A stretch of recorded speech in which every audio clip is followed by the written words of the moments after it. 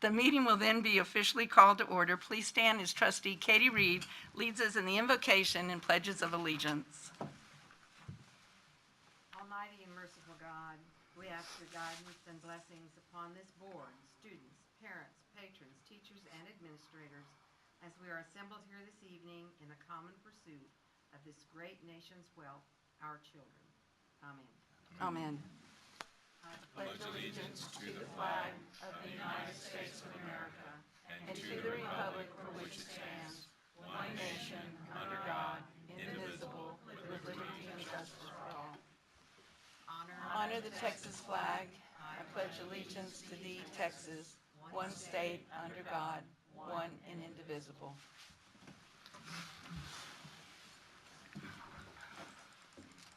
Thank you, Ms. Reed. So this regular meeting of the Board of Trustees is authorized and in accordance with Texas Government Code Sections 551.001 through 551.146, and it is now called to order. The next item of business on the agenda is the superintendent's report. Dr. Woods. Yes, ma'am. Thank you, Ms. Chumley and members of the board. Several things to report to you tonight. As you know, it is May, and so this report could go on for about a day and a half, and we'll try to consolidate as much as I possibly could. I want to take a minute at the start of my remarks to congratulate and recognize Jody Ramos, who is an English language arts reading teacher at Stevenson Middle School, and she was named the state's top teacher in the veteran category at the HEB Awards ceremony. So congratulations to Jody and all of her colleagues, and certainly her principal at Stevenson Middle School. Have been able to attend a lot of the end of the year programs related to GT students and what their research has been through the year, whether that's middle school GT showcases, mentathlon event, or high school independent study presentations. And I'm always amazed at the rigor that the students are working on, whatever they choose to work on.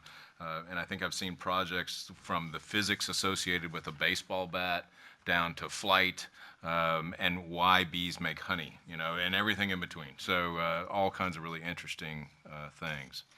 I really appreciate the members of the board and a lot of the staff attending our two-night Career and Engagement Expo. That seems to grow every year. I got to go one of the 2 nights, and it's standing room only in a really big facility. It is just absolutely packed. So thanks for all who let those kids really shine and kind of engage in really learning that they're really passionate about.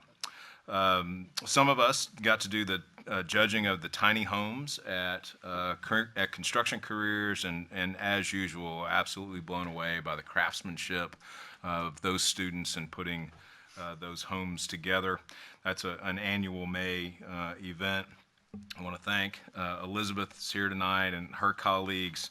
We have several kind of culminating events in May in our fine arts department. I got to attend the Together We Sing event where you actually on purpose put 1,300 middle school children together and then choreograph them so that they're all singing the same thing and moving in the same way. It's stunning to watch, and it is always really, really thrilling.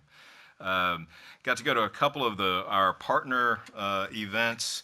As members of the board know, Communities in Schools is an organization around which we have a deep, long-standing partnership, and got to go to their luncheon and celebrate with them, thanks to all the staff who made an effort to be there, including Principal Mesa. Her school was highlighted at that event.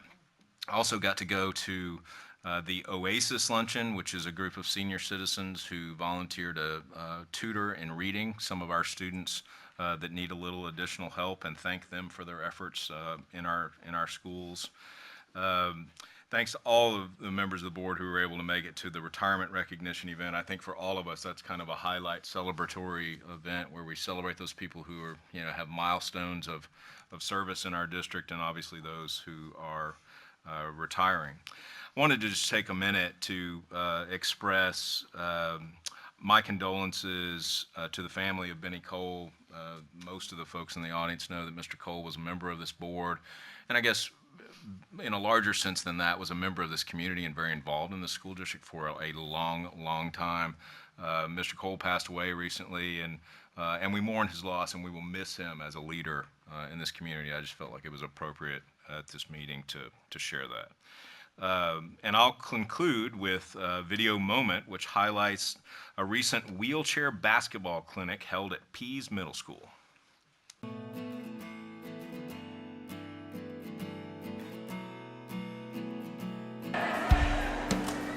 The school gym is the place many athletes feel at home, but for these Pease Middle School athletes, this is where they're stepping out of their comfort zone. What I want everybody to do is I want everybody to stand.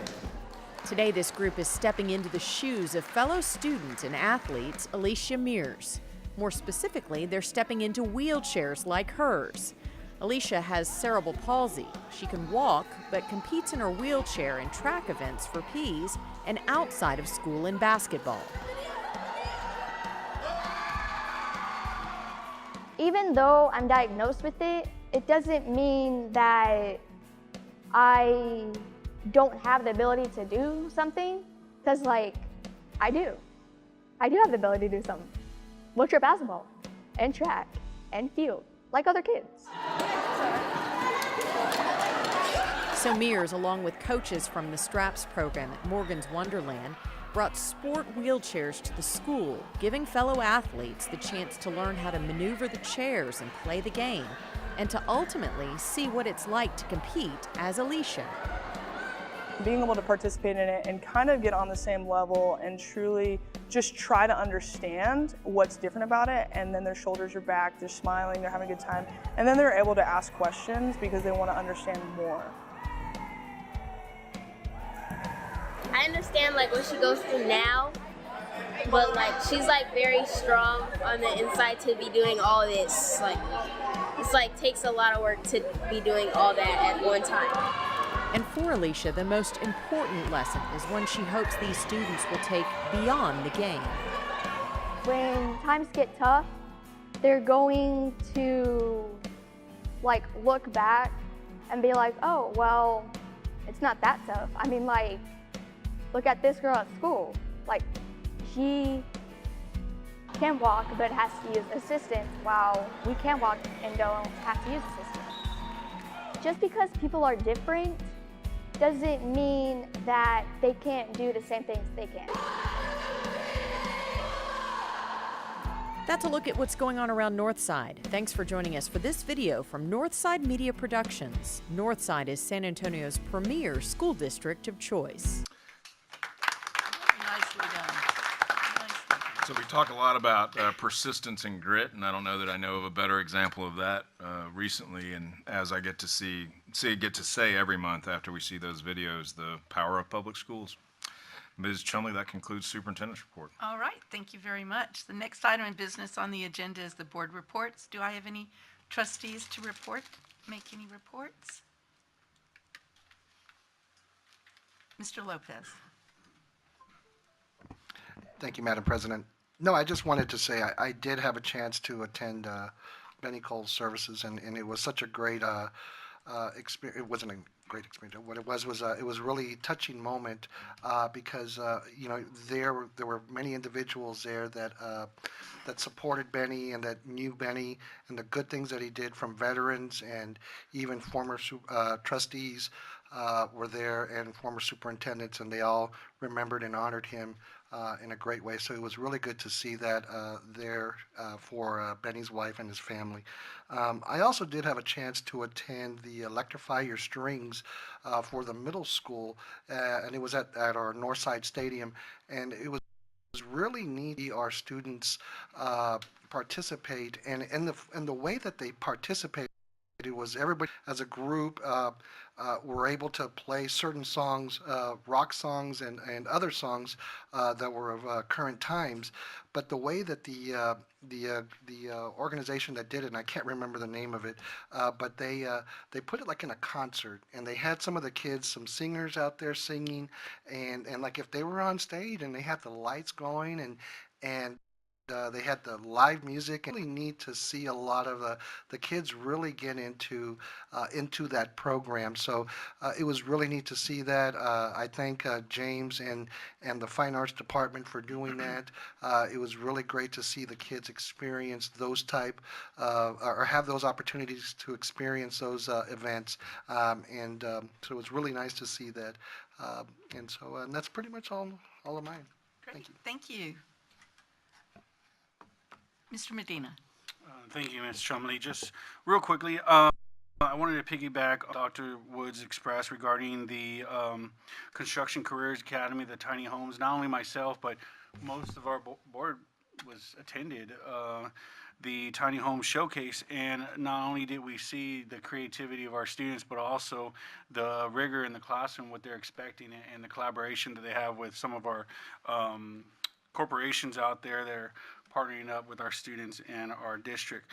As well, recently, Texas legislation concluded, was it Sindine, or how did it? Sine die. Sine die. So yesterday, Thank and goodness. so yeah, and we do want to recognize those local legislators who really fought and heard the community that public education is a priority for not only families but also as a whole, is building those relationships, making sure the economy is thriving, and that state is in a healthy position, not only for now but also in the future.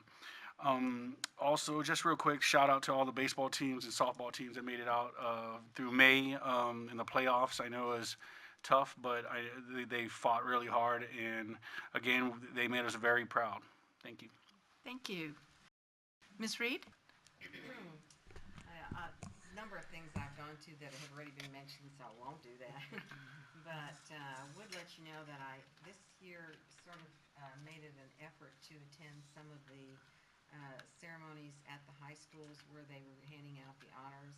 I actually attended the one at Marshall and Clark, and just last week at Health Careers. And I would say the Health Careers audience of kids, not the audience, the kids, were the most vocal of any of the groups that I saw. They were so gung-ho what was going on and applauding and cheering for their fellow classmates who were receiving honors. And they not only receive honors, they receive certifications that they can utilize for jobs that they want to do. And it's all in the medical arena, so those kids can really have a nice job this summer if they continue along that stream before they go to college. The Electrifying Strings, I think, is a fantastic program. I've been to it a couple times, but not this year. But that program, is it Mark Woods that comes and does that with our students? And in 3 days, they learn songs together that they did not know before he came. And they not only play, but they dance at the same time and have a good time. And they enjoy what they're doing so much more than just if you're sitting there with the violin. So we have some really fantastic programs in Northside. And just know that there are so many activities. We could go to things every day, maybe 2 or 3, but we can't really do that. So we try to pick the ones that we can go to, but knowing that our students are getting a great education. Thank you. Thank you. Ms. Freeman? Yes, a couple things. I had the opportunity to go to the Fine Arts Standing Ovation Awards. It's an opportunity for fine arts. The program, actually, the teachers nominate, or the directors nominate other directors. It's an opportunity to just once again celebrate the good things that are happening in fine arts and what our fine arts teachers are doing. I also went to the FFA banquet. Mr. Chumley, I see you there, is wonderful. It's an annual banquet, and I won't steal Melissa Chum's thunder on any of that, except one thing I picked up, and I think we should have it on our website. 95%, Mr. Chumley, you'll have to correct me if I'm wrong, but I think 95% of those students in an interview said that they were going on to onto secondary education. And so I think that's something we ought to be proud of. I know that happens in many of our programs, but we have over how many students in FFA 500. at that school? So 95%, that's a large number, and so congratulations regarding that. And Dr. Woods, regarding this community and school luncheons, I know that you were recognized. He thought he would get away with that. Okay. Well, I wasn't, you were there, Ms. Chumley, so No, you weren't I there? actually wasn't able to make it. But just another opportunity that the community took to recognize Dr. Woods and all that he's done. So congratulations, Dr. Woods, for that. And regarding the end of this legislative session, it has certainly just been a busy month. I know Katie and I started out, there was a grassroots rally at the Capitol at the beginning of the month, and I know we made a few steps. There was a few steps in the Capitol, so a lot's gone on. I just, that's just been consuming, I know, for you, Dr. Woods, and I just want to thank you for all that you've done, and I know that you had a hand in creating the HB 3 as it was in the House. You spent a lot of time with that, and then I know that as the conference committee went on, you got several phone calls, so thank you for all that you've done with that. That's all, Ms. Chumley. Okay.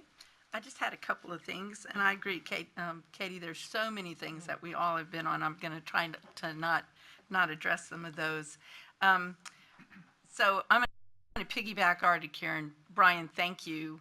I know very few superintendents that would take a conference call when they're in the middle of a fishing trip to talk about House Bill 3. So thank you very much for doing that. We appreciate your effort. And I want to thank Katie and Karen and Carol as well. And then I know that others of us were there at the very beginning of the session.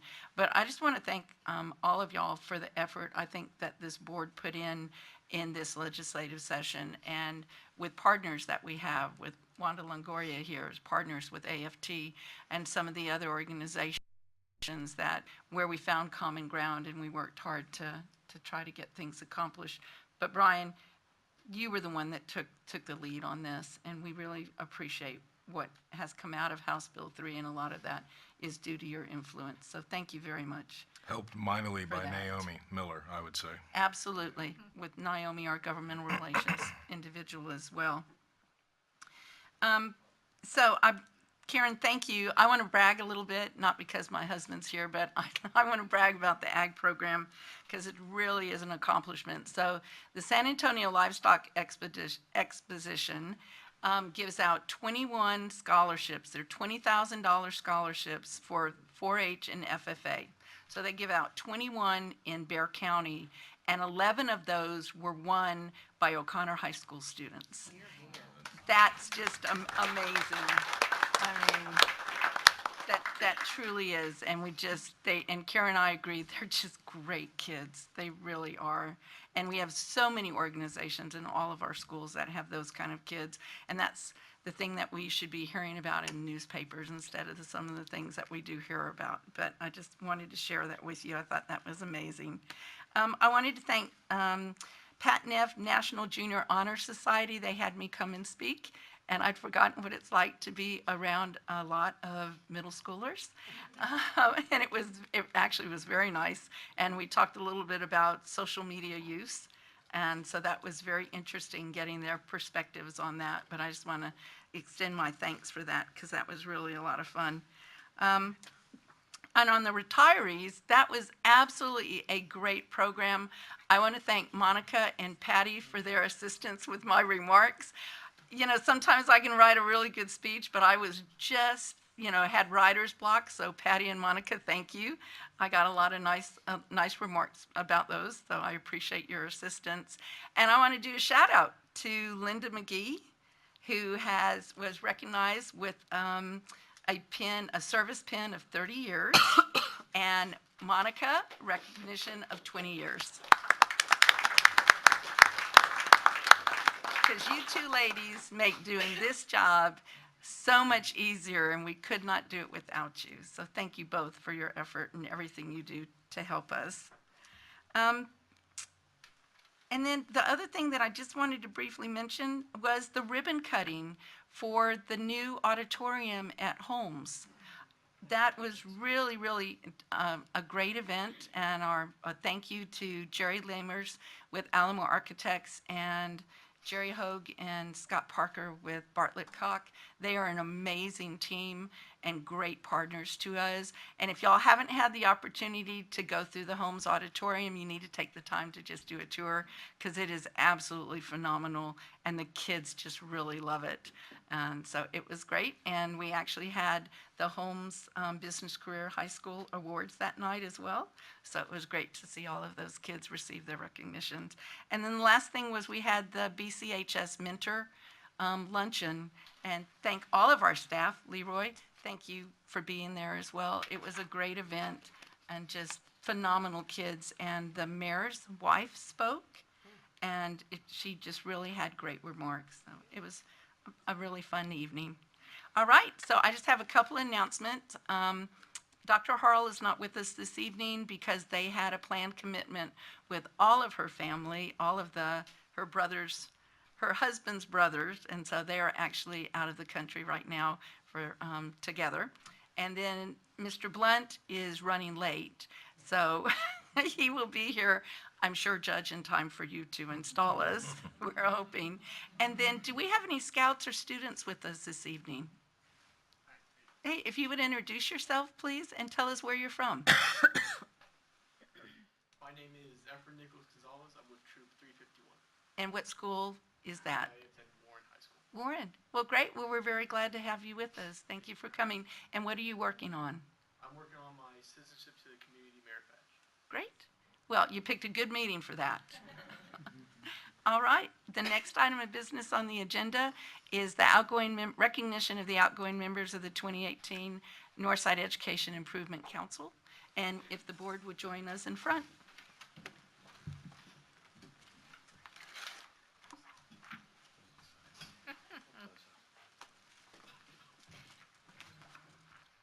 Yes.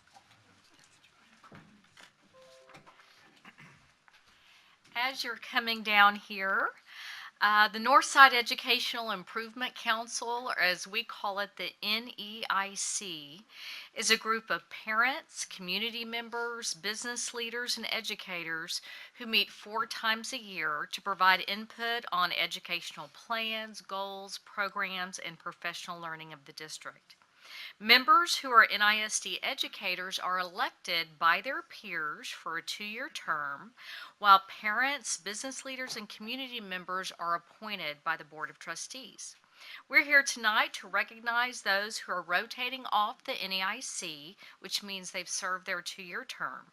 Although we're bidding them adios from NEIC and thanking them very much for their service, we are going to remember their name, their email, and their phone number because we hope they come back and serve on more committees at the district. So at this time, I will recognize each of them. Shall we start with you? Or, I'm not sure. Yes, here is Dave. He has served. You were a board appointment, weren't you? Yes. Yes, he was, and he's an O'Connor aficionado, so thank you, Dave.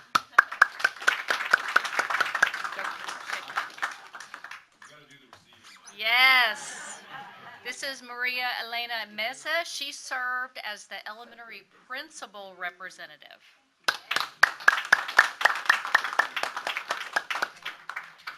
This is Randy Smith, a wonderful parent, and he actually was a board appointment from Dr. Harrell.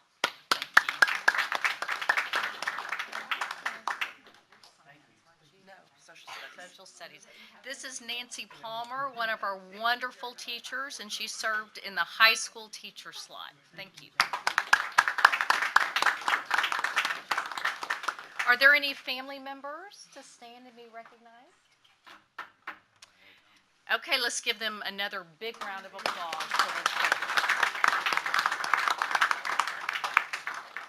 Thank you.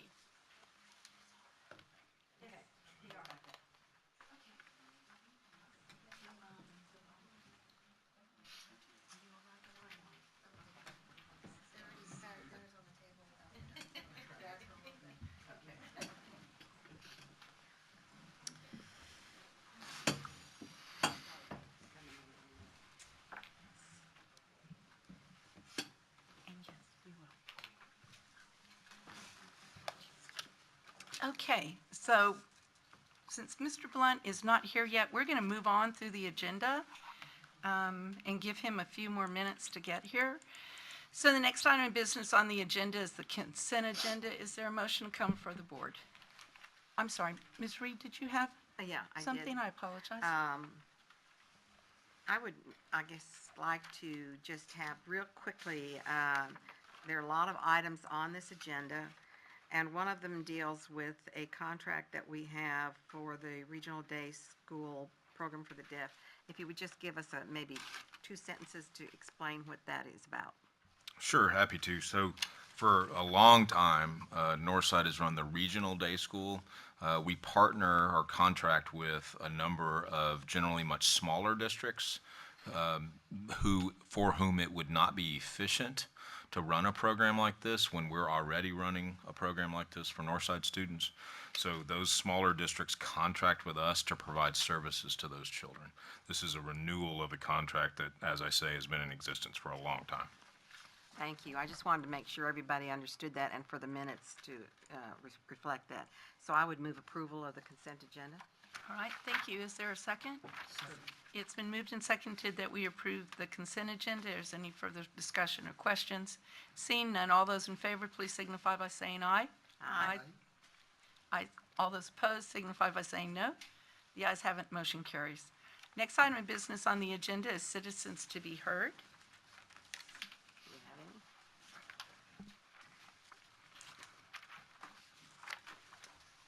We have one person.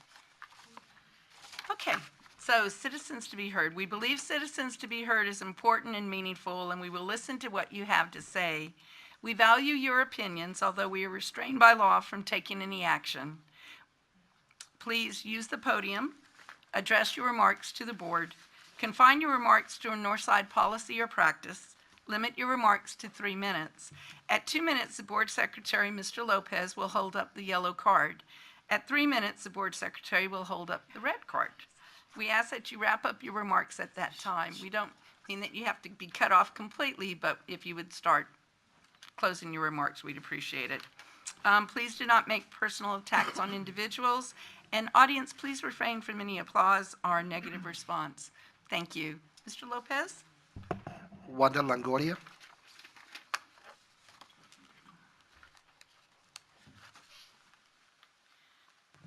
Good evening. Before I begin, first of all, congratulations on behalf of Northside AFT to all our returning board members.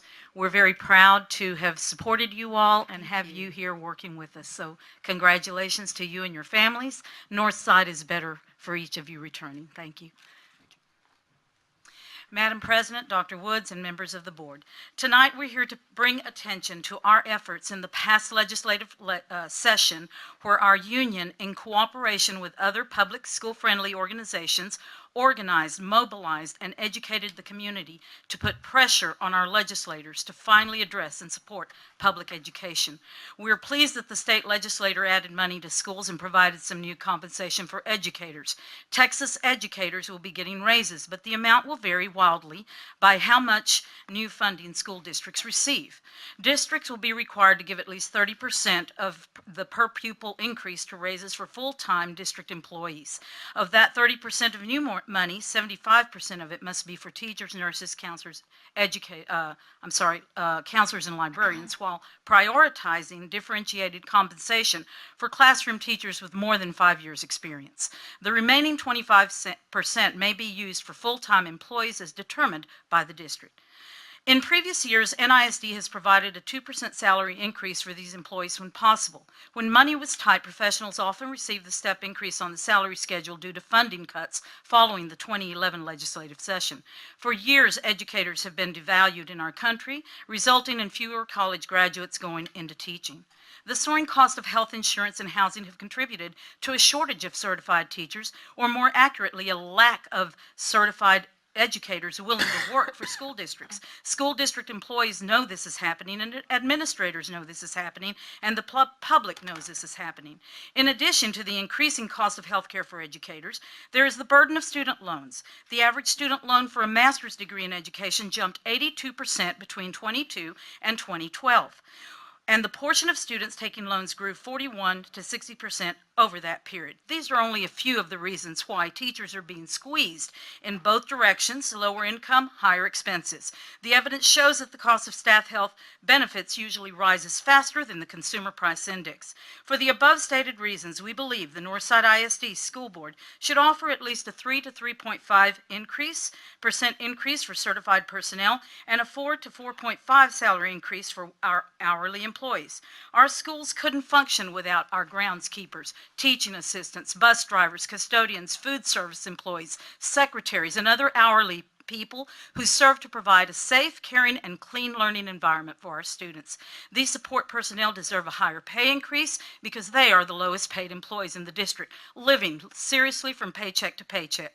NISD needs to show them that they matter and that we appreciate the critical roles they play to make our schools safe and successful. The public supports them, and I know the administration does too. And I believe this board wouldn't want to forget our hourly employees. And Northside AFT believes they deserve a more substantial pay raise than the certified employees. Let's pay Northside ISD and employees appropriately for the tremendously important work that they have done and continue to do for our district. Thank you.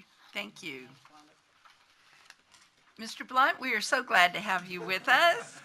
What a polite way to put it.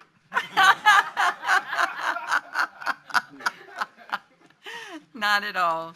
So we're going to jump back to the portion of our agenda where our next item is the administration of oath to re-elected trustees.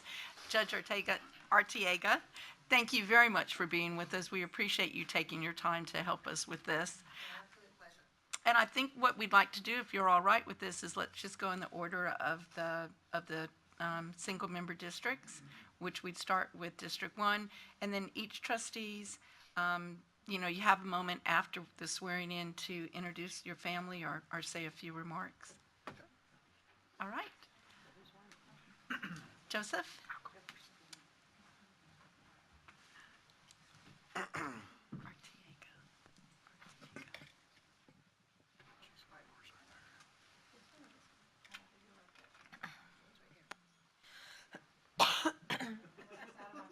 You're good.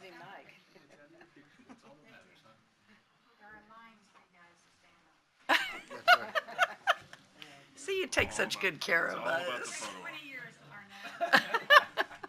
I love Miss Falconberry. It's only when I'm on the bench that I want to be in charge, and she's certainly in charge here. Thank you very much. You can't see it, but there is a line here, a tape, and I've been directed to put my toes right on that line. Thank you very much. If I could please have you raise your right hand. I want you to repeat after me.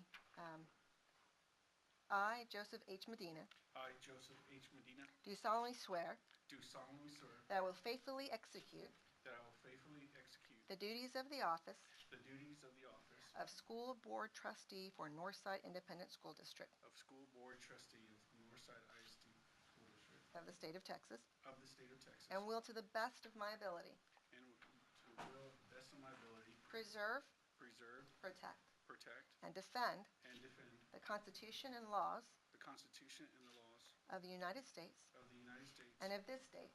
and of this state, So help me God. so help me God. Congratulations, it's official.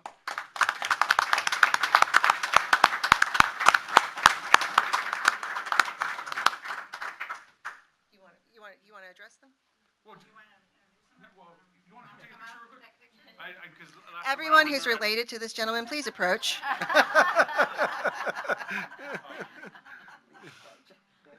So just real briefly, this is my wife, who supports me through all the hard work. Thank you. My first, the little one, that's Julian, and then Joaquin, and then my son, Joseph.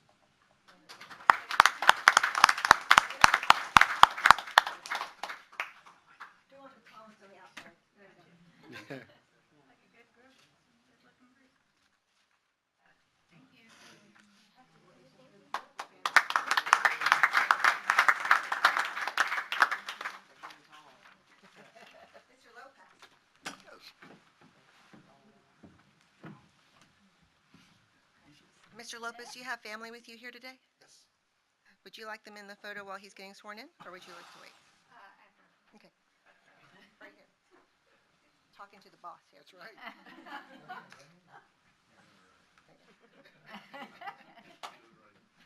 I, Gerald B. Lopez, I, Gerald B. Lopez, do solemnly swear do solemnly swear that I will faithfully execute that I will faithfully execute the duties of the office the duties of the office of School Board Trustee of School Board Trustee for the Northside Independent School District for the Northside Independent School District of the State of Texas, of the State of Texas, and I will, to the best of my ability, and I will, to the best of my ability, preserve, preserve, protect, protect, and defend and defend the Constitution the Constitution and the laws of the United States and the laws of the United States and of this state, and of this state, so help me God. so help me God. Official congratulations.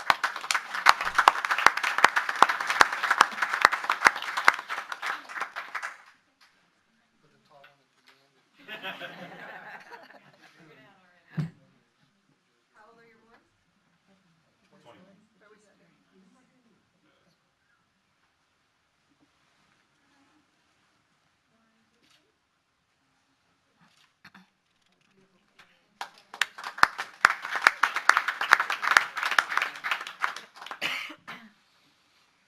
Last but not least, we have one. Oh, no, no, no. There we go, two more. Okay. Mr. Blunt first. No, no, she's No, three. I'm three. Yeah, Oh, I three. thought you Order. had. No, I'm three. I had it confused. Sorry.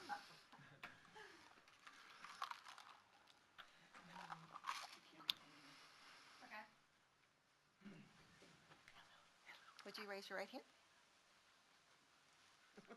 I, Melissa M. Chumley, I, Melissa M. Chumbly, do solemnly swear do solemnly swear that I will faithfully execute that I will faithfully execute the duties of the office the duties of the office of School Board Trustee of School Board Trustee for Northside Independent School District for Northside Independent School District of the State of Texas, of the State of Texas, and will, to the best of my ability, and will, to the best of my ability, preserve, preserve, protect, protect, and defend and defend the Constitution the Constitution and laws of the United States and laws of the United States and of this state. and of this state. So help me God. So help me God. Congratulations.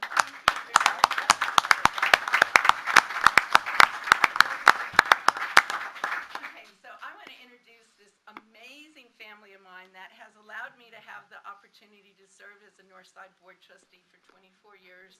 My sons put up with being in classrooms, and my husband, who is my Rock of Gibraltar. Thank you, and so please come and have your pictures taken.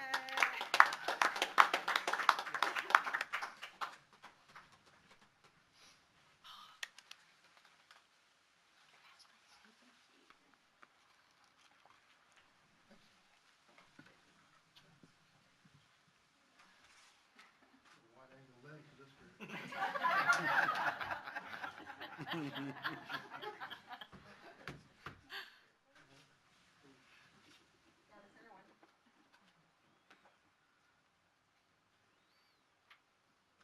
Thank you.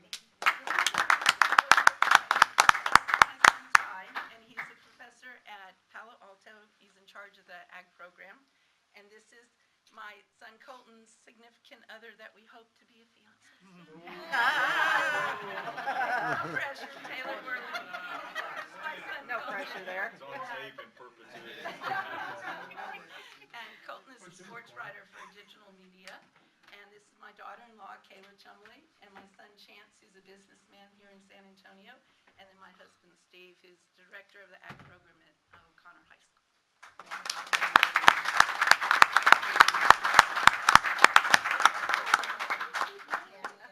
Oh my gosh.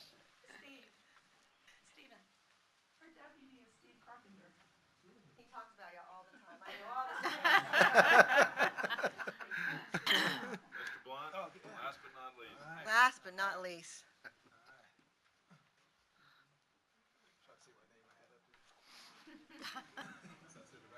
ready? Ready. Okay. I, Bobby Blunt, I, Bobby Blunt, do solemnly swear do solemnly swear that I will faithfully execute that I will faithfully execute the duties of the office the duties of the office of School Board Trustee of School Board Trustee of Northside Independent School District of Northside Independent School District of the State of Texas, of the State of Texas, and will, to the best of my ability, and will, to the best of my ability, preserve, preserve, protect, protect, and defend and defend the Constitution the Constitution and laws of the United States and laws of the United States and of this state. and of this state. So help me God. So help me God. Congratulations.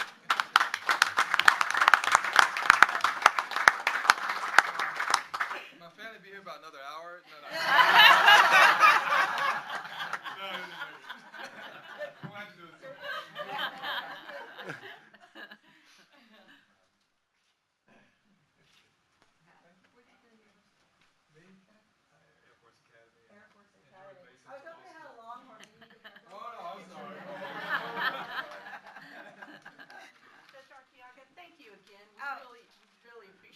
stay. We're going to have a break for a little reception. Absolutely. She is a Northside parent I am. as well as a judge.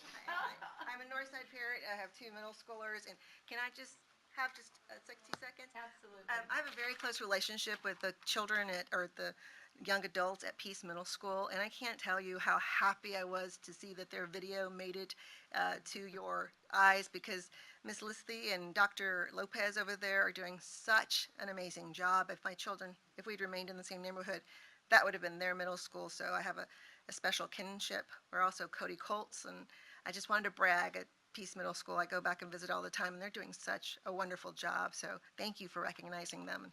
My 60 seconds are up. Thank you.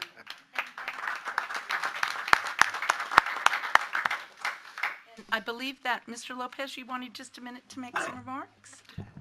Thank you. Yeah, I meant to say it up there. I just wasn't sure when was the appropriate That's okay. time. But I just wanted to thank a few individuals here, that made this happen for this election. I want to thank, first of all, Northside, Wanda Longoria, Northside AFT, for your support and your volunteerism on my campaign. Richard Gonzalez, también with the Tejano Democrats, and your participation and a lot of the members that supported us and volunteered on our campaign.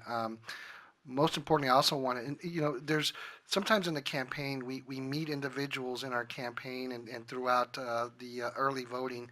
And there was this one individual that happens to be a Northside Independent School District, or a product of Northside, and his name is Mario Adame. Mario, could you please stand up? This is a gentleman that's a graduate of Warren High School. Mario was one of the candidates for City Council District 6. And I was so proud of him, because to me, he represented a lot of what we have, what our students in Northside are doing. They're going out to the community, they're taking on issues, they're talking about big issues, and I was so proud to see him out there and talking and not being afraid to talk in front of individuals about what was important to him and to the community. So, Mario, thank you very much for doing what you've been doing, and I appreciate it, and I want to see you continue to be involved in the community here at Northside and whatever other futures you may have. So thank you very much for being a part of that. Also, I want a special moment, some special individuals, will be my family, my wife, my campaign manager. She was the boss. She told me where to go, where to be, what time I had to be there. So that was my wife. That was her. Thank you very much for your support. My children, Lorenzo, Gerald, thank you very much for being out there and supporting me. My daughter wasn't here because she had to work today, but thank her as well. And then also my sister-in-laws, my in-laws, they all volunteered and helped and offered their services in helping me with this election. So this was their election as well. This was their victory. So, and thank you to the voters that voted for me. So, and thank you too as well for my colleagues, the board members. You guys did a great job in supporting us and asking us what we needed in that, and so we really appreciate that. I know I appreciate your support. So thank you very much.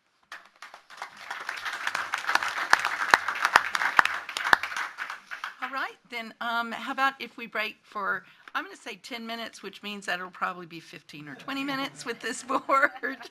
We're shooting for 10, Brian. So we're gonna have a short reception if y'all would. All right, so we are back in session, and the next item of business on the agenda is Dr. Jordan's Strategic Design Framework. Yes, ma'am. Oh, here it comes. Thank you, President Chumley, Dr. Woods, Board of Trustees.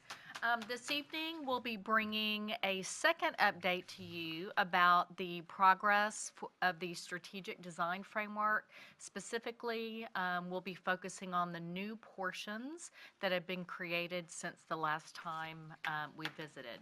So just to reframe the work, at this point, we're not creating a strategic plan. We're working on creating a strategic design framework on which the plan will be based. Check out a nice family. You'll see here that the framework has basically 5 components. The first 2 components that you see up there are what we reviewed last time, and we'll revisit them again really quickly. And again, we'll be talking mostly about mission and vision.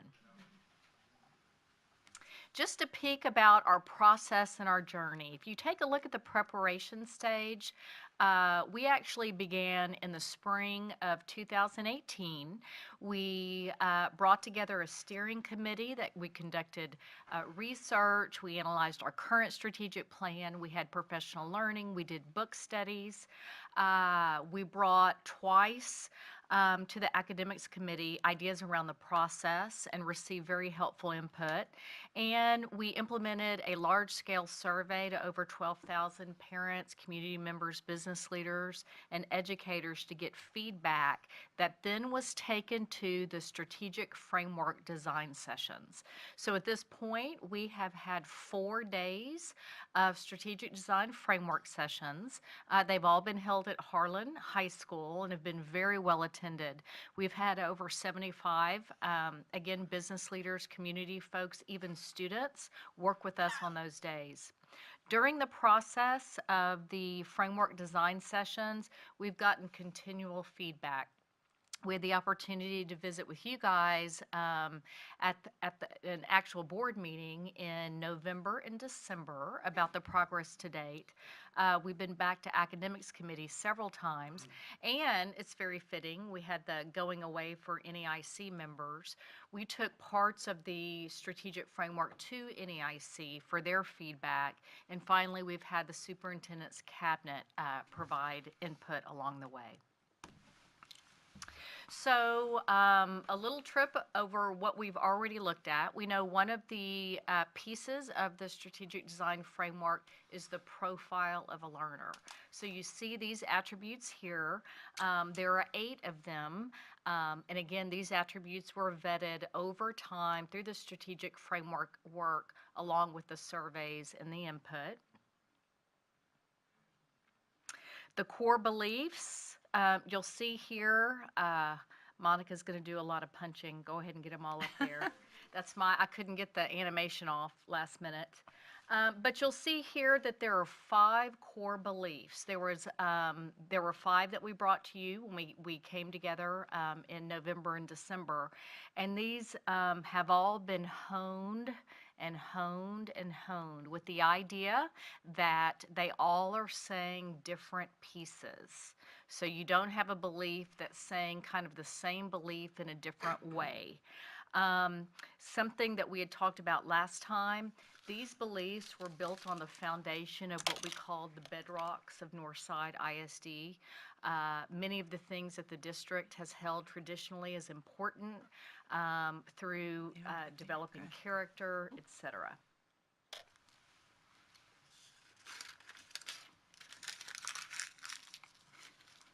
Yep, there you go. So this next piece these are the newer pieces that we had started working on after we got the feedback from you guys in November and December.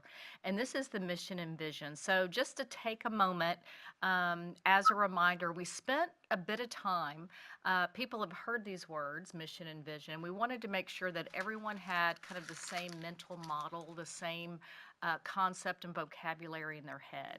So a mission is what an organization does every day. And if they do it every day, that's going to lead them to accomplishing their vision, their aspiration. We use these visuals. We said, think of a mission statement really as a roadmap. A mission statement, you're here today on Tuesday. What are you doing Tuesday, March 6th in every single classroom? And how is that helping you reach the pinnacle of your vision? We talked quite a bit about the importance of a quality mission and vision, and several of you had attended this, and you will recall us saying there are very few examples that we would want to model, or that we found in our study to model, that come from public schools. We found the most mission and visions that really were compelling, that really outlined this is what you do on a day-to-day basis to reach this aspiration. Much came from business and industry. So through our research, through our reading, through watching videos, it's really these 3 pieces that outline why it's important to have a quality mission and vision. It helps everyone in the organization envision the future, and they have an idea of what that future can look like for our students, while clarifying, okay, this is what's important today and tomorrow, the next day. It helps streamline decision-making and align work. We're a huge organization, many different departments, many different individuals doing great things. A quality mission and vision aligns that towards what's most important, and done well, it can be very inspiring. So just to give you some examples for you to take a look at. So we purposely did some study of organizations that are successful. And these are not nonprofit organizations, so it's not, It's all corporate. yeah, it's not ditto to a public school system, but you get the idea of how these can fit together. So if you take a look at, you've got Google and you've got Nike. A mission and vision really can be thought of as an if-then statement.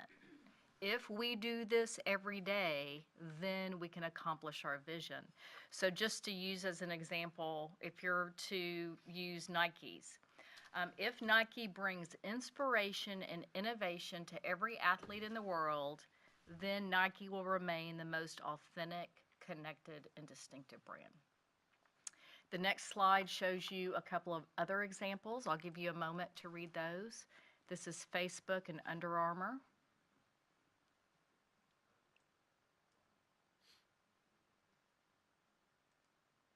And before you change your slide, Monica, it was very interesting to us in our study because some people would think, I showed you Nike on the first slide and you see Under Armour. Many people, me and many of us studying, thought, well, Under Armour, Nike, you know, the difference is basically the emblem. Well, when you read the company's stories, they have two totally different purposes. One's intent is that if you have two legs, you're an athlete. The other is setting up more of a kind of a refined view of the athlete. So it made us think about public schools. There's so much that we have in common with other public systems. What sets us apart? Then, of course, Starbucks and Domino's. I don't know if you've noticed, Domino's has gone through about the past 18 months a complete transformation.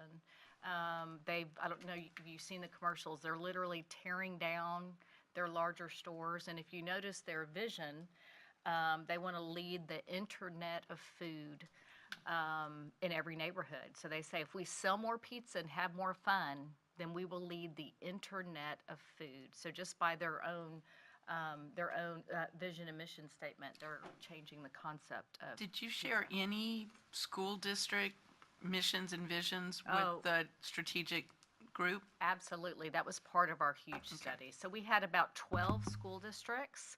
The one that we liked the most was Klein ISD, which was their whole theme is from promise to purpose. So yes, many school districts. And so then these last two just kind of give you an example of how it flows. Of course, TED Talks, and then you see Tesla. So part of our work, as you'll see on this next slide, is really thinking about, okay, what does a quality mission and vision allow an organization to do? So we've talked about that a little bit. I'd shared before, I think in academics, we had done just a little overview with Upstream Thinking, which is an organization that does a lot of planning, a lot of that usually work with mostly companies. They're working with Austin ISD, and now they're working with more ISDs. And one of the quotes that really was compelling to us that we brought forward to our work was, if those in an organization cannot remember, repeat, interpret, internalize the mission and vision, then the mission and vision doesn't exist. And when we first heard that, that was kind of hard to hear. But then when we realized if a mission is to be the common understanding of what you do day to day to reach that aspiration, we realized that might be true. So in addition to studying many other school districts, we did a lot of study here in Northside. We've unearthed as far back in the history as we can in Northside. So this was Northside's mission statement from 1994 to 1999. I will tell you, I bet nearly any district you pull up from 94 to 99, you would see something very similar. When you read this, very aspirational. Very high expectations for students. And then if you fast forward, I've just used kind of an older example and a more recent example. This is the one from 2013 to 2018. And one thing I want you to note is, first of all, the progress, just as you learn and you change over time from the 94 to 99 to this piece. And I also want you to notice that the vision here, that students will be principled, knowledgeable, all of that, those are words that are in that can be put in a student profile. So the district was thinking those things and had those high aspirations. And that was very, that provided a lot of guidance to us about what the district holds dear. So the next slide shows the proposed mission and vision from the committee. So again, if you think of the mission is the day-to-day work and the vision is what is aspired, and if you think along the lines of those in an organization being able to remember, internalize, the mission is to transform the learning experience. And the vision is so that every day in every classroom, every student grows in confidence, curiosity, and capability. So a couple of pieces along those backgrounds. The word confidence, curiosity, and capability were carefully chosen. Throughout the process of the 20th, and those of you who participated, you know how we worked. Small group, came to larger group. A lot of feedback on Post-it, so there were certain things that rose to the top. Even going back and looking at feedback from the community that we had a year ago in May from that large-scale survey about what they want for their students. The confidence, that word was chosen because the committee felt like that word really summed up kind of the whole child. Not the achievement, but the belief in yourself. Curiosity, that actually was one of the later ads from the committee. It initially said competence and capability, thinking their belief in themselves and then their ability to do something. And the committee said, you know, what about growth mindset? What about just because you master this, don't you want to just keep going and keep going and keep learning? So, so again, the if-then statement would apply to this as well. Now, there are all kinds of ways, and again, I've used the same format that Northside has used in the past. We're pulling this out piecemeal, but all of this works together and can be presented in ways that show these connections.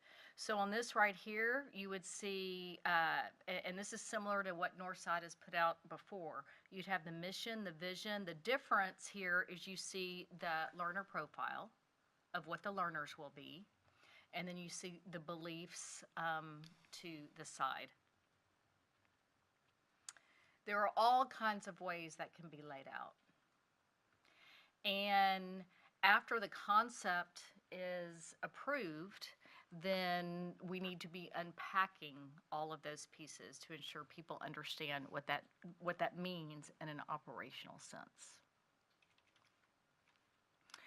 So as we're working through the framework, each section of the framework informs the other section.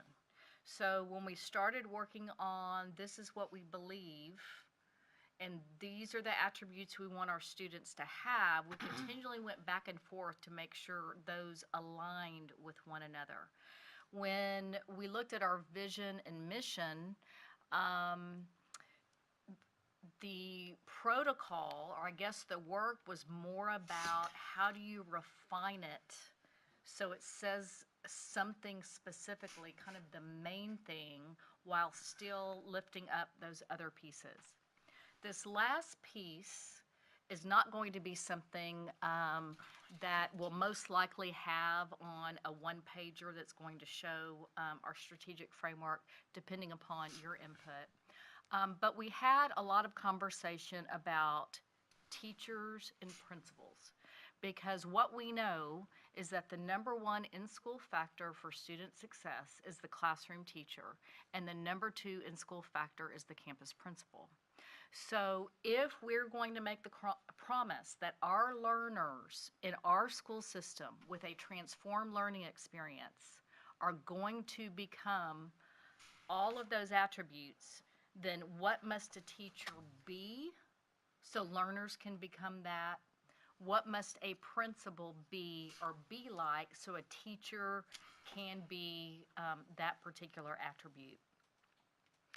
So some of the work of the committee, again, it's not a one-to-one match, that if our students are going to grow in confidence, curiosity, and capability, teachers must be believers. They must believe that it's possible for every child to succeed. If teachers are going to be believers, principals need to be inspirational. Create something that's worth believing in. Teachers must be compassionate, knowing that while we're trying to move all students to their potential, each student is unique and each family is unique. If that's going to happen, the principal has to be a coach. How does the principal bring that teacher along? Teachers must be reflective. Much of that is done within the professional learning community process to talk specifically about what's working and what's not. Principals, therefore, need to be responsive. Teachers are going to find something, this is what I need to be successful. This is what's working. And principals need to respond to teachers' needs. We want teachers to be courageous. We want them to take risks. We want them to say, you know what, I'm going to try something new and I'm going to share these ideas. And so we want principals to be that visionary of the campus to show them what's possible. And finally, we know with the teacher being the most important in-school factor, the teacher has to have skills and be highly skilled. And the principal needs to be resourceful to see where teachers need to grow and be supported.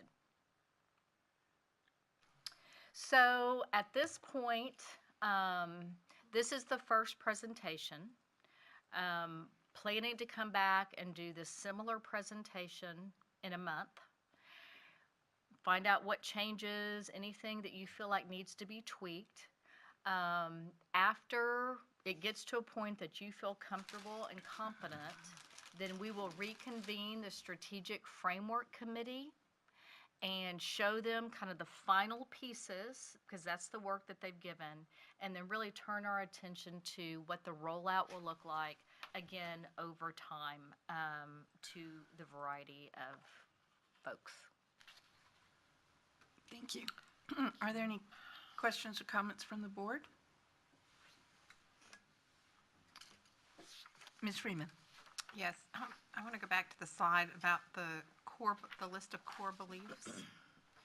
So when I first reviewed this, and I was there when we, at one of your meetings when we talked about core beliefs and developed these, and I was reading these in review of this particular meeting, and it first struck me beliefs. 18, okay, well, there's some on several. Right there, that one. So when I first looked at it, I came away thinking, well, doesn't say anything about students, because I focused on that first line. I just wonder about the order, if we think about the order and what perhaps is most, what we have the most conviction about in the core beliefs. So maybe perhaps those that we have more conviction on at the very beginning. And their mission statement, so transform the learning experience.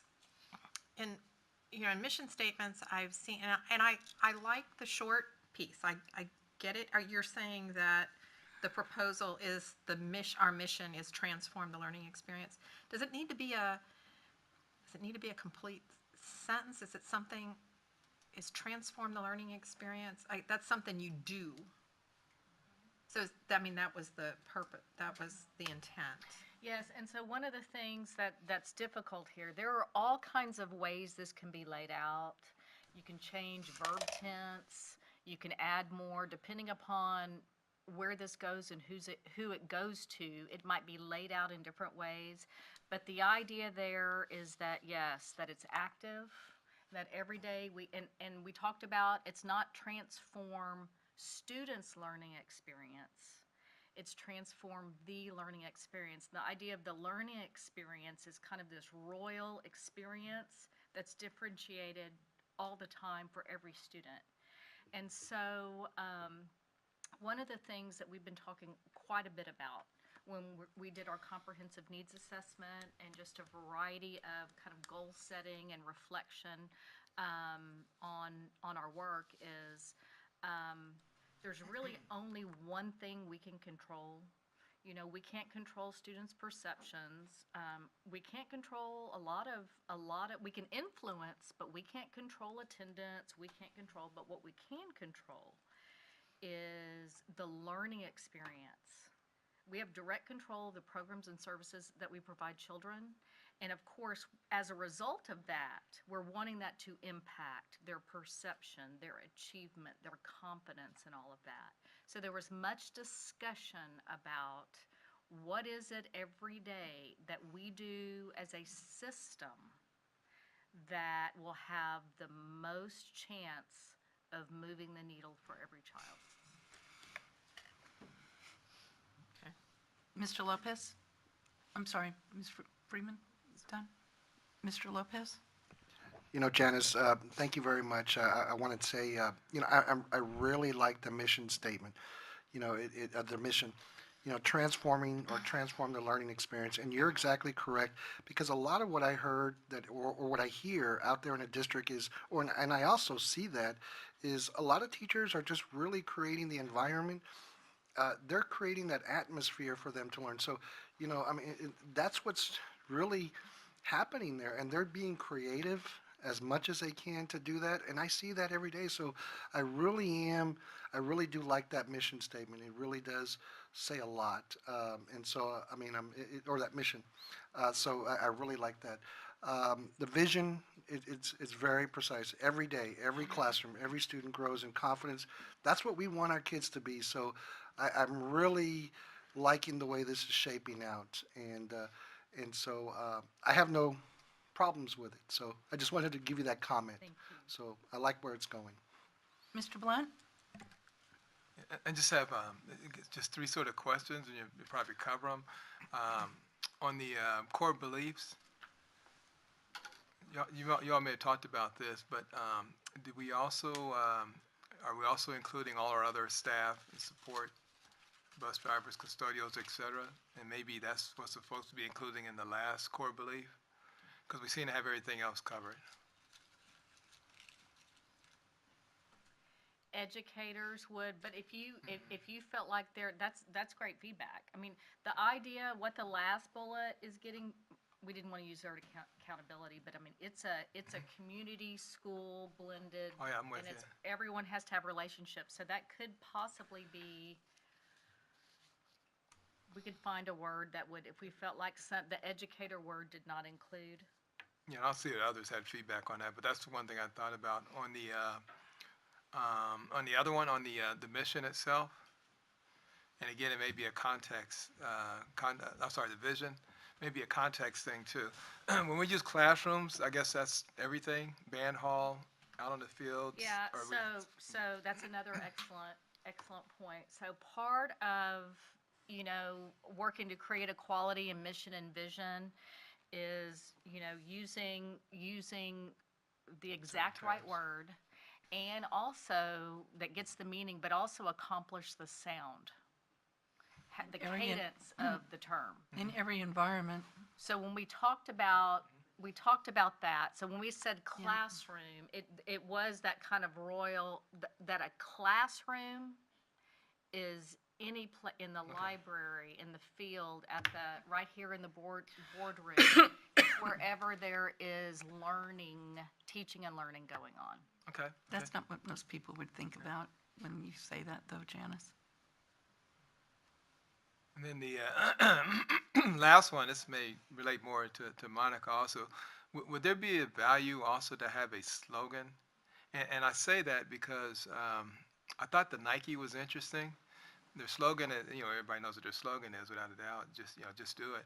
It's closer to their mission per se, but I wasn't sure if there was something, although the mission gets pretty close to it, that we may want to take a different leap and maybe think about having a slogan for Northside, but I don't know.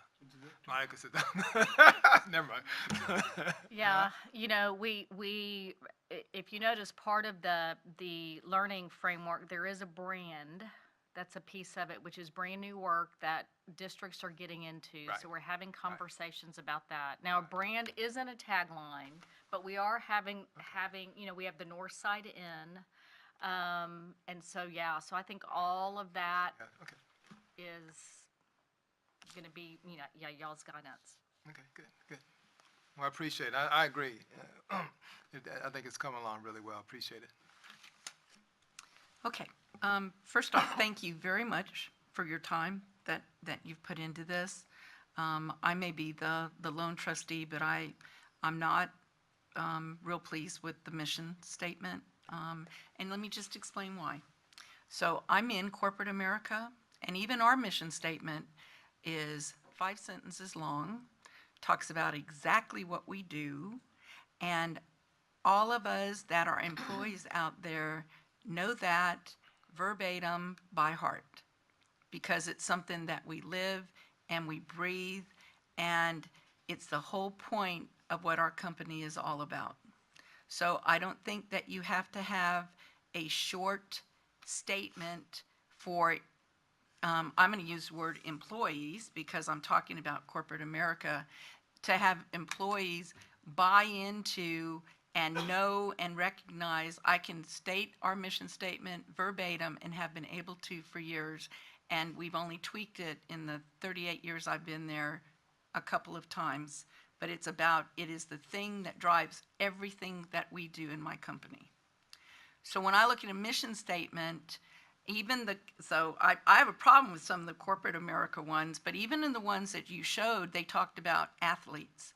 They talked about who their mission was for. Nike and Under Armour both talked about athletes. And we're transforming the learning experience. Janice, I'm not so sure. Yes, are we doing that? But I'm not sure transforming it. How, why, what? I just, to me, that's our mission is not about transforming the learning experience. Our mission is about transforming the learning experience to create this. It's about students. It's about children. It's about our community. It's about what we are producing that will be in our society. My mission is not, I haven't spent all this time on this board to transform the learning experience. I've spent this time to take care of kids. And I think that we're not a corporation and we don't create widgets. And I really, you can tell, I don't like that mission statement. However, I certainly think with all the work that's gone into it that we can find common ground and add a little bit to it I would appreciate if we could try to find some common ground to include that our mission is about kids. So if we can add that, and I understand the vision, I understand when you're saying every classroom, but I think every environment, because when I think of a classroom, I'm not thinking about the field, I'm not thinking about the library, I'm thinking about a classroom. Janice, I'm just really uncomfortable without there being something in our mission statement. And I agree, 94 through 99, and I was part of that in 95, was too long. And that was kind of we were trying to capture every single sentiment. Of course. I thought 13 through 18, I thought we did a much better job. But I think we've gone too extreme with this without having, our whole point is kids. It's students. And I want that in the mission statement. I want you to have something, even if it was transform the learning experience for our students. Just something that talks about who we're transforming it for and what the purpose of it is. So I am very challenged by everything that what you're you're saying. describing. So again, we've had 5 days with this committee and a lot of feedback through there. And anyone who's been in every single one of those meetings, the thing that has come up again and again and again is the North Side Way, which 2 things: unwavering quality and high expectations, and a complete focus on what's best for students. So that was throughout the entire process. But it's not So in when we your talk about all of those pieces, when you look at the core beliefs very clearly talk about what every student deserves. So this is really helpful feedback. But the mission statement doesn't talk about that piece of what you're talking about. Because I like the core beliefs. And just about every one of them says student in them. But we have a mission statement that says nothing about students. And I recognize, Janice, and I appreciate the effort that every single person put into the strategic plan meetings. But this is going to be on every single thing that we produce. And I, for one, as a trustee, I don't want that on every single thing we produce without students being a part Well, one of of the things the that I want language to point out, that you have. if you take a look at the vision, that vision is the most student-oriented vision that I've seen.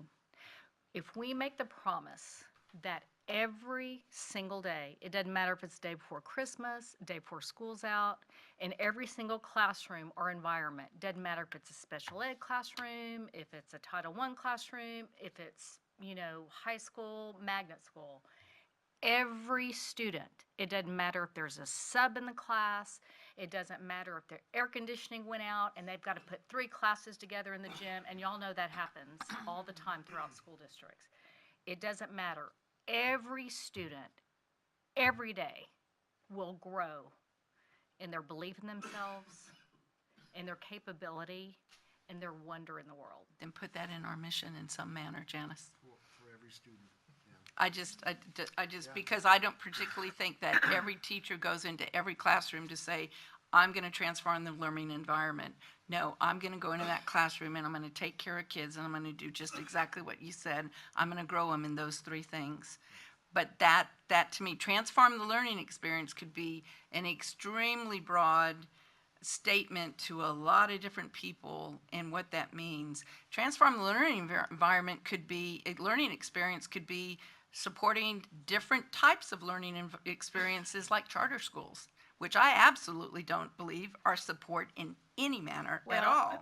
And so one of the things that makes, and we've talked about this before, it's a little bit of an artificial process to go in and pull out one section and let's look at just this to get it to say what we want and just that. So it does make it difficult, because if you look at just, transform, what about students? What does that mean? You may think it's one way, but what kind of resources? All of those are excellent, excellent questions. And so one of the things we've talked about is how does the framework, that's why it's an entire framework, connect together to where one piece doesn't tell its story. One of the difficulties that people have, and it's a real difficulty when you look around, because there are so many important things you don't want to miss.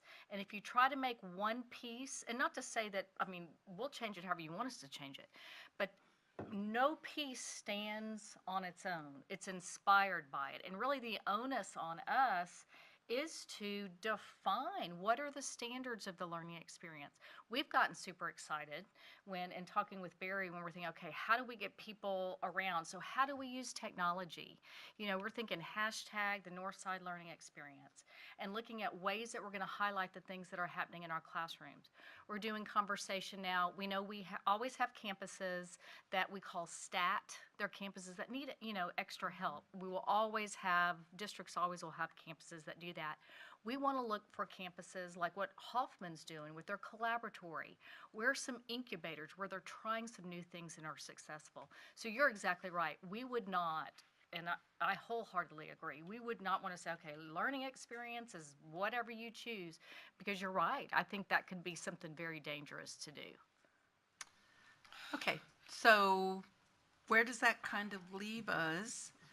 And where does that kind of leave us on this? Personally, what I'd like to do is add it to our June 18th meeting for the board to have some discussion on this in relation to, and have us all take a little bit of time and think about that. If I had a teacher and I said, what is our mission? Transform the learning experience. It's like, nah, that's not my mission. My mission is take care of kids. So my suggestion would be we take the feedback that we heard tonight. We can certainly add it to the meeting on the 18th. And we may come back with some ideas, some tweaks, and y'all can react to that on the 18th. It would be good before too much longer, especially before we get to July, where we do, with all hope, only have one meeting, that we would get this nailed down, because there's work obviously to be done after this, right? Right. We've got subsequent work to be done. But we can arrange that for the 18th. All right, Mr. Lopez. Karen? Yeah, I don't know if I want to add to just that. What I was going to say to the conversation, I think it's just within this last 5 years, the previous 5 years, that we actually added a vision statement.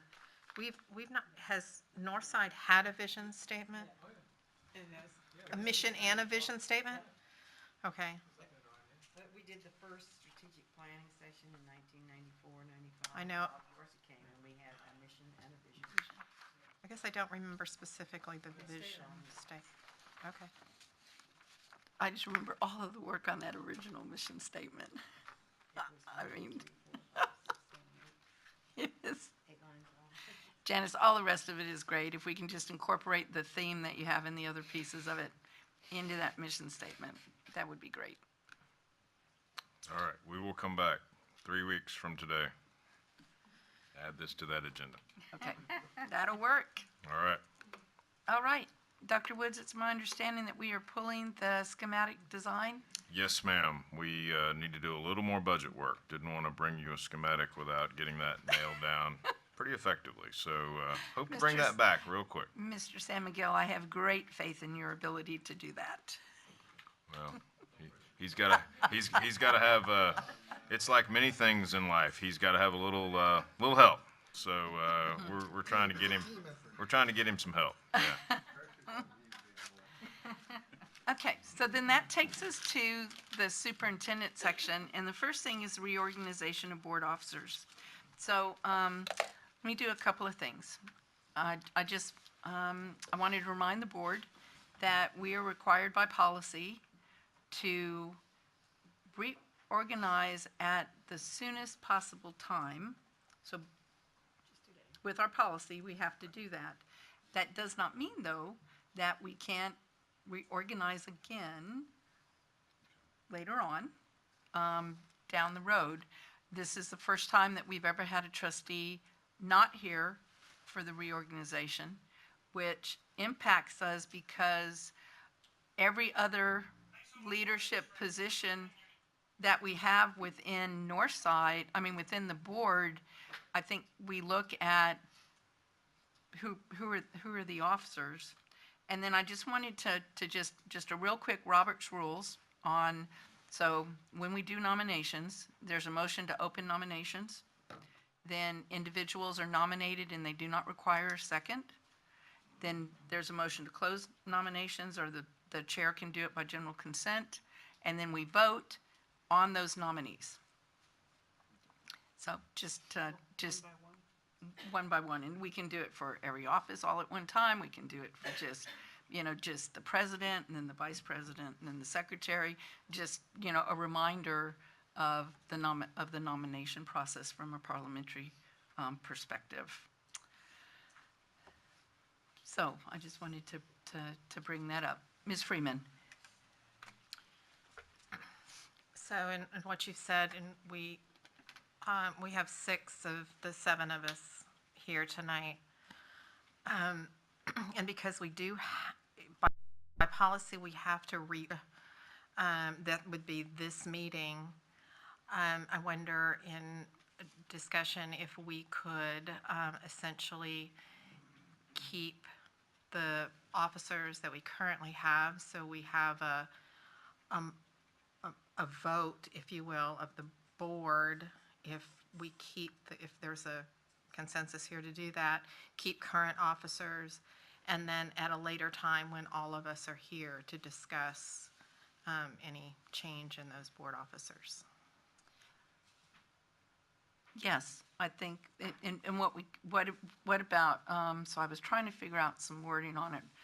Karen, are you all right with saying something like, that we extend the term of the current board officers until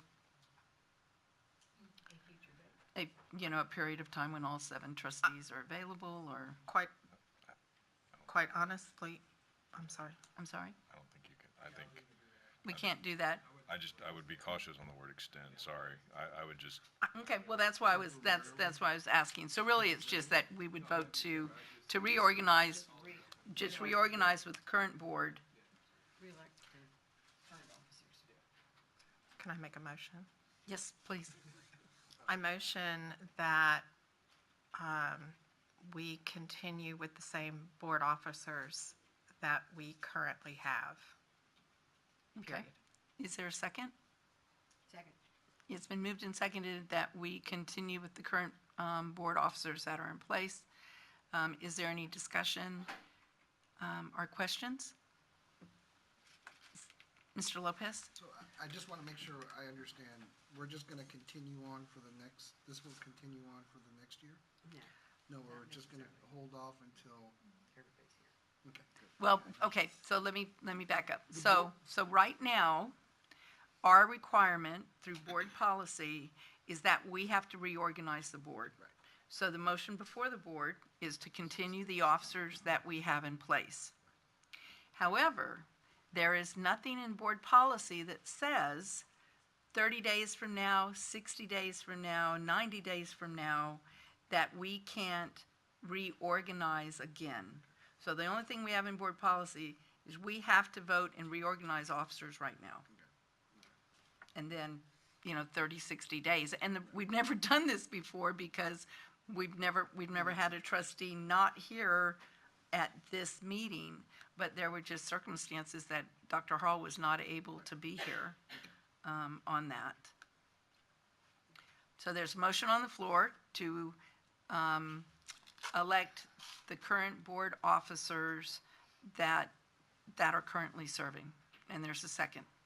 So, any other questions or discussion? All those in favor, please signify by saying aye. Aye. All those opposed? The ayes have it, and the motion carries. Since we are not a board of 7 right now, and everything else I would recommend is that we table the remaining positions that are up for that are open for reappointments until the time that we have all 7 trustees here. If there is someone that can entertain a motion to table items number B, C, D, E, F, G, H, I, and J. I'm Wait. sorry, just through G. Just through G. I'm sorry, thank you. So table B, C, D, E, F, and G. Mr. Blunt? Has that motion been made? I'll second it. Oh, okay. No. Oh, I'm sorry. If you would make All it. right. I'll go ahead and make that motion to table items B through G. All right, is there a second? Second. All right, it's been moved and seconded that we table items B, C, D, E, F, and G. Just one question before you, just one question, just clarification on, I lost track, on item D, the TASB Board of Directors, are we now in sync with, they appoint for 3 years, and are we just doing it annual, or we are in sync now? We do it annually. Okay, no matter what. Okay, that's fine. I just wasn't sure where that's set now. Okay, good. Okay. Thank you, that's all I had. All right, it's been moved and seconded that we table items B, C, D, E, F, and G. Is there any discussion? Seeing none, all those in favor, please signify by saying aye. Aye. All those opposed? The ayes have it, and the motion carries. All right, the next item of business on the agenda is the TASB advocacy resolutions. Dr. Woods. Yes, ma'am. We have reviewed the advocacy resolutions that we actually put forth in 2018, and we tried to review them in as much as we could in light of the just ended legislative session And the bottom line is we would recommend no change at this time. We do think that after analysis of the session, after we were able to get much deeper into analysis happened during the session, that we may recommend some changes, but at this time, and with the TASB deadline in mid-June, we would recommend no change at this point.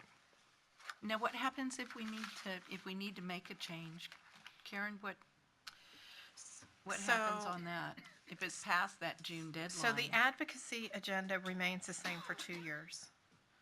It has been. So it's 2018, 2020 advocacy agenda. So it remains in place Until 2020. for 2 years. This is an opportunity to add anything additionally. At the TASB board meeting that we have in July, any board member can suggest a resolution at that time. So if for some reason we felt compelled that we wanted to bring something forward, I'd be happy to bring it forward and discuss it at the board meeting. So distinctive. Everybody knows whose it is. I mean, you know. Katie, turn your phone off. I only know one person with that ringtone, you know. I don't know what else to say. Sorry, Ms. Freeman, I couldn't just let it go. That's okay. It's all these technology people. So there is that opportunity. Okay, good. And those will then be voted on at the delegate assembly. Okay. As of this moment, we still believe that that most parts of almost all of the resolutions are still reasonable. And if I may add, all solutions that we proposed the last time are either cornerstone principles, they're either priorities, or they are in the resolutions in the 2018-2020 TASB advocacy agenda. Okay. And this does require action on this motion, or on this agenda item. Is there a motion come before the board? I would, Ms. Reed? I would move approval of the advocacy resolutions as presented. Is there a second? Second. All those in favor, it's been moved and seconded that we approve the TASB advocacy resolutions as presented. Is there any questions or discussion? Ms. Freeman?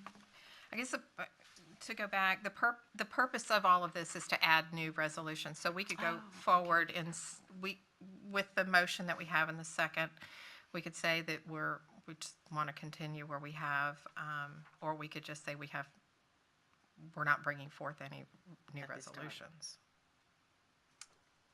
I mean, I guess I'm confused about the motion. No, so actually then, because these are already approved, so we don't need approval, so we just need, actually, I don't think we have any action to take because we're not bringing any new motions, any new advocacy resolutions, and that would be what this was in relation to. I think we could do it either way.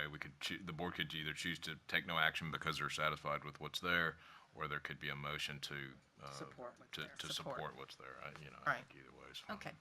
Which is technically what I did. Yeah, so we've got a motion before the board then to go ahead and support the advocacy resolutions that we have.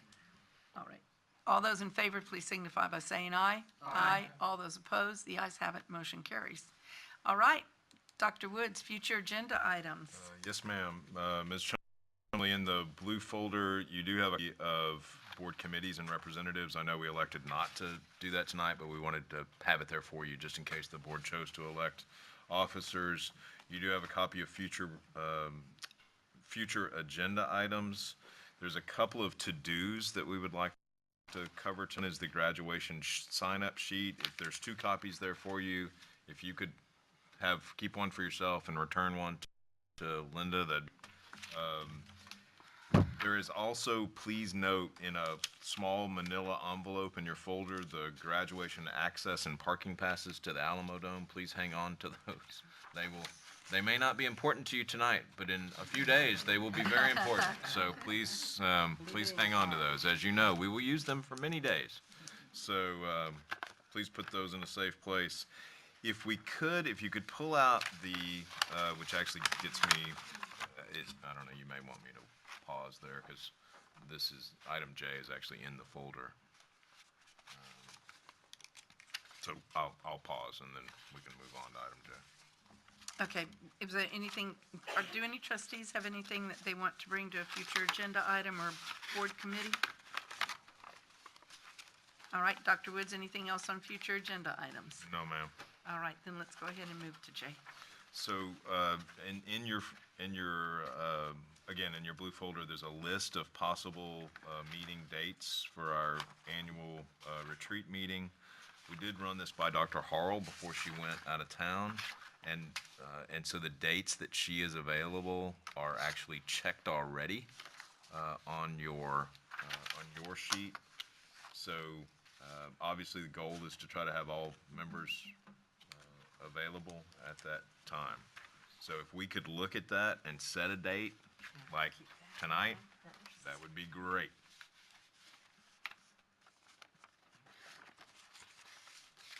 Okay,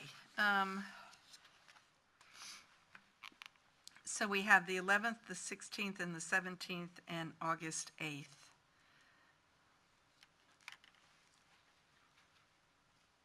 Sometime afternoon. Not in the afternoon, You know, but the after 12 noon. Oh, that's right. I think is what she said.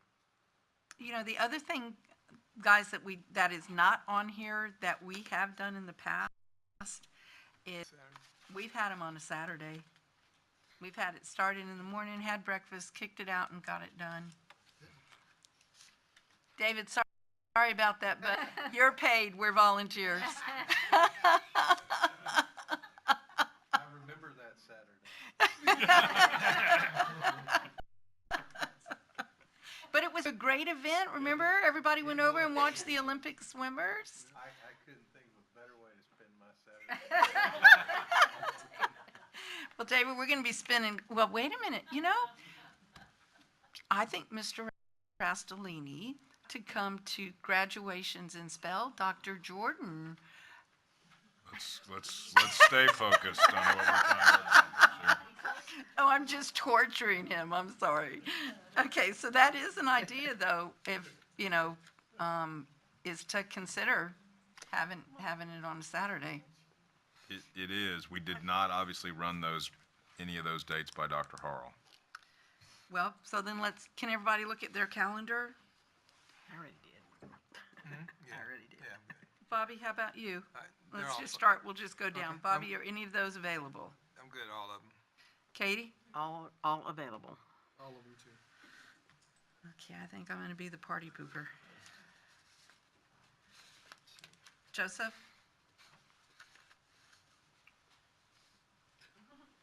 How are you looking time-wise? I gotta look at the schedule. I'm kind of looking at baseball's schedule.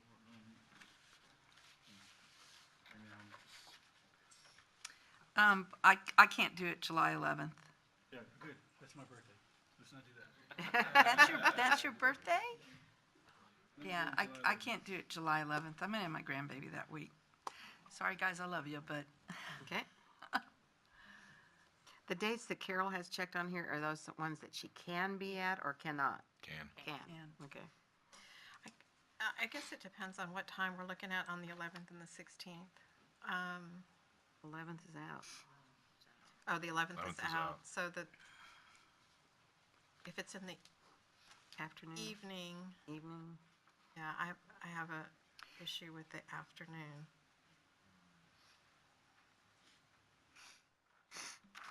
Are you saying? I mean, I'm okay with 5 o'clock, but yeah, see, me too. I'm okay at 5. Is that the only one of the 4 dates that you could do? I could be here on the 8th. Oh, and the 17th. Did we say? I can do afternoons of this anytime in the after 12 on the 17th. It's just the 16th. And the 8th. Anytime on the 8th.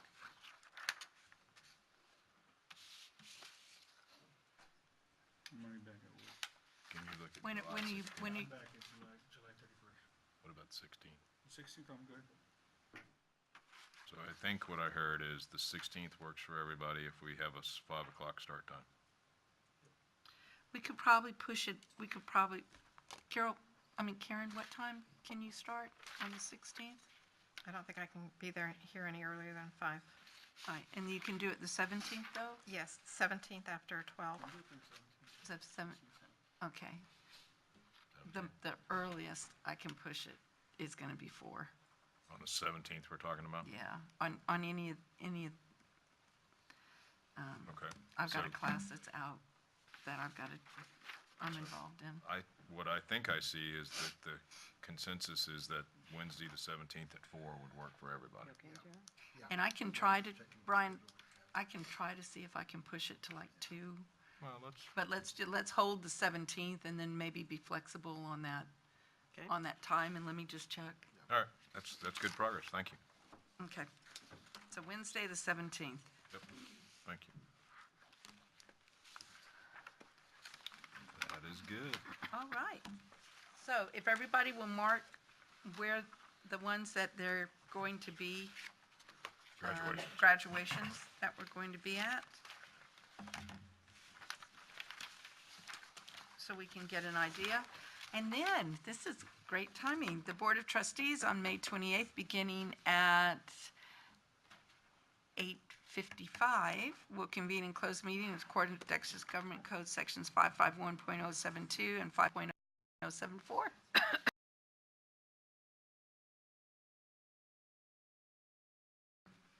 All right.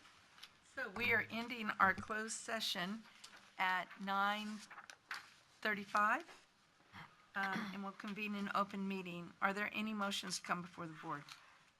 Ms. Chumley? Yes. Oh, Oh, I'm sorry. that's all right. Ms. Freeman? Yes, I move that we proceed with sites as discussed in executive session. Is there a second? It's been moved and seconded that we proceed with 2 sites as discussed in closed session. Any questions or comments? All those in favor, please signify by saying aye. Aye. All those opposed, the ayes have it, motion carries. Any other items come before the board? Ms. Reed? Yes, on the third site, they're dealing with roads. I would move that we name the road B for Tall Timber Lane. Is there a second? It's been moved and seconded that we name roadway B Tall Timber Lane. Is there any questions or comments? Seeing none, all those in favor, please signify by saying aye. Aye. Aye. All those opposed? Ayes have it, motion carries. Is there any additional motions come before the board? On I'd move appointments? approval of the appointments as presented in closed session. It's been moved and seconded that we approve the appointments as discussed in closed session. All those in favor, please signify by saying aye. Aye. All those opposed, the ayes have it, motion carries. There being no further business come before the board, we are adjourned at 9:47.